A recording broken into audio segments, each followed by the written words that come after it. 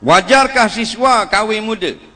Nabi sebut, ya ma'syarasy syabab, man istata'a minkumul ba'ah falyatazawwaj.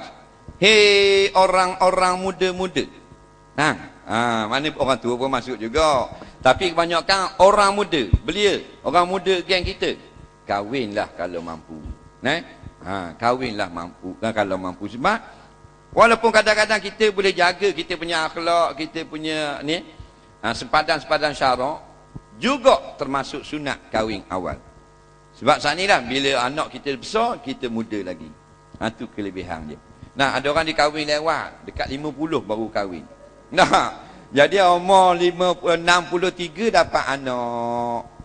Anak masuk sekolah tadika, umur 6 tahun, dia 69. Bini kata, pergi ambil anak no, balik tadika abang. Pergi ambil, tapi akhir anak orang lain balik.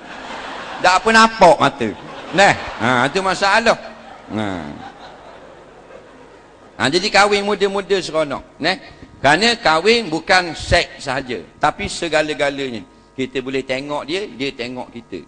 Dalam Quran kata, bini kita macam baju kita, kita boleh pakai dia. Kita macam baju dia, dia boleh pakai. Nampak? Bila tua, kurang seronok. Dalil sekarang. Adakah sama macam malam-malam pertama dulu? Sama tak? Tak sama dah. Cik Muding ni. Dulu masa kahwin, ingat lagi? Masa tidur first atau 2-3 bulan baru kahwin, kena ngadak hidung.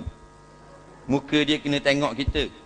Bila dia tengok langit, kita kata, yang, pandang ai. Kalau tidak, tak lena. Kena tengok, beradab muka. Tapi dah anak 5-6 orang dah. Perut pun naik macam kek hari jadi tepi ni. Tak? Bini dia paling tang ke muka laki, laki kata, pandang sana, nanti ai mengigar. Faham tak? Itu masalah. Jadi muda tu seronok.